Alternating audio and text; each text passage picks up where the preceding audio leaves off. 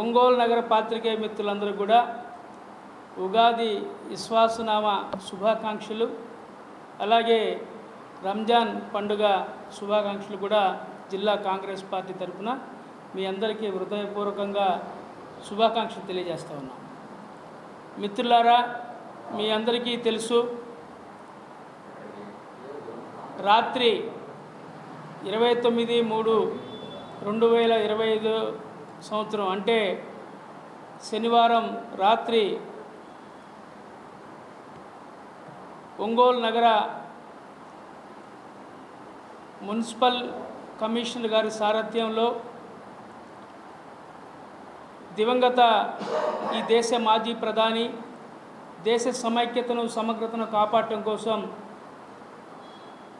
ముష్కరుల చేతిలో బలైనటువంటి మహానేత, ఎందరికో స్ఫూర్తి నింపినటువంటి కాంగ్రెస్ పార్టీ జాతీయ నాయకుడైనటువంటి శ్రీ రాజీవ్ గాంధీ గారి విగ్రహాన్ని కాంగ్రెస్ పార్టీకి, ఒంగోలు నగరంలో ఉన్నటువంటి కాంగ్రెస్ పార్టీ నాయకులకు కానీ జిల్లా పార్టీకి కానీ ఎలాంటి ముందస్తు సమాచారం లేకుండా కూల్చివేయడం అనేది చాలా దుర్మార్గమైనటువంటి చర్య. దీన్ని కాంగ్రెస్ పార్టీ తీవ్రంగా ఖండిస్తూ ఉందని చెప్పి మీకు తెలియజేస్తూ ఉన్నా. ఎందుకంటే ఒకసారి ఆలోచించాలా, వాస్తవంగా విగ్రహం కనుక ట్రాఫిక్ ఇబ్బంది అయితే ఎన్ని సంవత్సరాలైంది విగ్రహం ఏర్పాటు చేసి? ఇప్పుడే ట్రాఫిక్ ఇబ్బంది అయిందా? ఇప్పుడే ప్రమాదాలు జరిగాయా?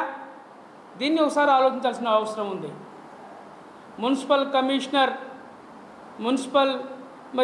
కమిషనర్ గారు ఎందుకు ఈ విధంగా దుందుడుకు చర్యలు పాల్పడ్డాడో మాకైతే అర్థం కావడం లేదు. వాస్తవంగా విగ్రహం అడ్డం అయితే, ప్రమాదాలు జరుగుతూ ఉంటే, ఇది తొలగించాల్సిన పరిస్థితులే ఏర్పడితే, రోడ్డు వైండింగ్కి ఇబ్బంది అయితే కాంగ్రెస్ పార్టీకి మీరు రాతపూర్వకంగా ఒక లెటర్ పెడితే మా సొంత ఖర్చులతో మేమే తొలగించేవాళ్ళం. అలాంటి పని చేయకుండా మీరు ఏకపక్షంగా రాత్రికి రాదే జేసీబీలు పెట్టి కూల్చేయడంలో అర్థమైంది. దీంట్లో ఏమనుకుంటున్నారు? కాంగ్రెస్ పార్టీ అంటే, కాంగ్రెస్ పార్టీ జాతీయ పార్టీ, ఈ దేశానికి స్వాతంత్రం తీసుకొచ్చినట్టు పార్టీ.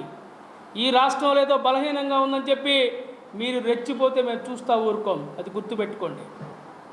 ఎవరండి మీరు విగ్రహాన్ని తొలగించడానికి? ఈ జిల్లాలో, ఈ రాష్ట్రంలో, అలాగే ఒంగోలు నగరంలో ఎన్ని విగ్రహాలు ఉన్నాయి? అవన్నీ ఎందుకు తొలగించరు? అప్పుడెప్పుడో రాజీవ్ గాంధీ విగ్రహం పెట్టినటువంటి కమిటీ తొలగించమని లెటర్ ఇస్తే మీరు తొలగిస్తారా? అప్పుడు కాంగ్రెస్లో ఉన్నారు, ఇప్పుడు వాళ్ళు తెలుగుదేశంలో ఉన్నారు. విగ్రహం అడ్డంగా ఉంది, ప్రమాదం జరుగుతున్నాయి, తొలగించమంటే మీరు ఏ విధంగా తొలగిస్తారు? ఈరోజు నేను క్వశ్చన్ చేస్తూ ఉన్నా ఈ ఎన్డీఏ కూటమి మున్సిపల్ కమిషనర్ని. కర్ణం బలరాం గారు జిల్లా తెలుగుదేశం పార్టీ అధ్యక్షుడు ఉన్నటువంటి సమయంలో అద్దంకి బస్టాండ్లో ఎన్టీఆర్ విగ్రహం పెట్టారు. ఇప్పుడు ఆయన వైసీపీ పార్టీలో ఉన్నాడు.